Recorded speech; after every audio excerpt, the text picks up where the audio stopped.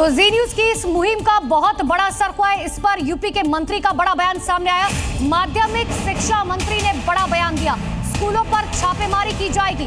शिक्षा विभाग को कार्रवाई का निर्देश दिया गया है।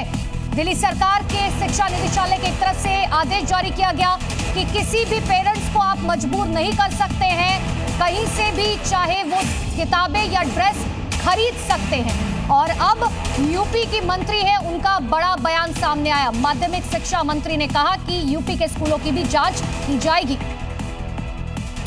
जैसा आप बता रहे हैं, इस प्रकार की कोई शिकायत मेरे पास नहीं आई है और आप बता रहे हैं तो मैं इस संबंध में जानकारी लूंगी। अगर कोई शिकायत आती है तो ऐसे लोगों के खिलाफ जांच करवाऊंगी और इनको जेल भिजवाऊंगी, क्योंकि इस प्रकार की एनसीईआरटी की किताबों में अगर धांधेबाजी की जाएगी तो ये ठीक नहीं है और इन लोगों को क्षमा नहीं किया जाएगा।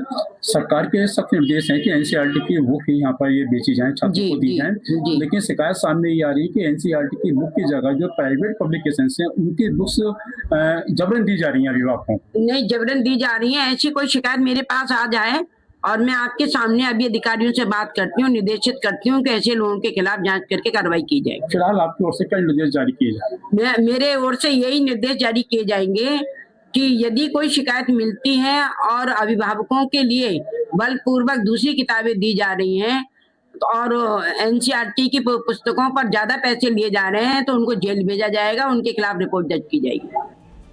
तो यूपी की मंत्री का बयान आपने सुना, लेकिन जी न्यूज की मुहिम का बड़ा असर हुआ है। राज्यसभा के सांसद दिनेश शर्मा का भी इस पूरे मामले पर बयान अब सामने आ चुका है। किताबों के नाम पर वसूली के खिलाफ यूपी में नियम है, शिकायत करने पर कार्रवाई की जाएगी। साफ तौर पर कहा गया प्राइवेट स्कूलों पर भी नियम लागू होते हैं। जी न्यूज ने ये मुहिम चलाई प्राइवेट स्कूलों की जो मनमानी चल रही थी, और उसके बाद दिल्ली सरकार ने आदेश जारी कर दिया प्राइवेट स्कूलों के लिए। दिनेश शर्मा ने क्या कुछ कहा, सुनिए। जब मैं शिक्षा मंत्री था उत्तर प्रदेश का जी, तो मैंने एक शुल्क नियंत्रण अधिनियम बनाया था जी।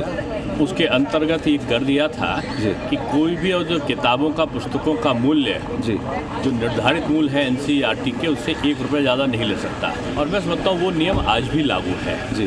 अगर कहीं ऐसी शिकायत होती है तो लोग इसकी शिकायत कर सकते हैं कि वो अधिनियम अभी भी लागू है और अगर उसका कोई अतिक्रमण करता हो तो दंड का पात्र है। तो निजी स्कूलों पर भी सर ये लागू था? और निजी स्कूल पे भी है, ये जो मिशनरी स्कूल है उन पर भी है, सभी पर।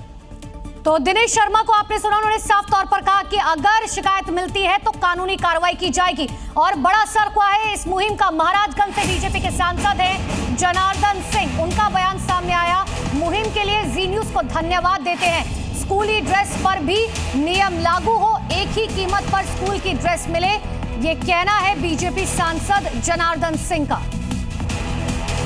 दुर्भाग्य की बात है और मैं कहूँगा कि ऐसे चाहे निजी स्कूल जो भी हों, जो किताबों को काफ़ी महंगे दर पर बेच रहे हैं, जो 50 रुपये की किताब है उसको जाकर के 500 रुपये में बेच रहे हैं जी, और वो आपके चैनल पर चला, इसके लिए आपके चैनल को भी मैं बधाई देता हूँ, धन्यवाद करता हूँ। दूसरी बात, सबसे बड़ी बात कि ऐसे एनसीईआरटी की जो मूल्य है उस रेट पर निर्धारित मूल्यों पर बेचे। सरकार लगातार प्रयास कर रही है कि हमारे अभिभावकों को उनके बच्चों को पढ़ाने में कोई दिक्कत न हो।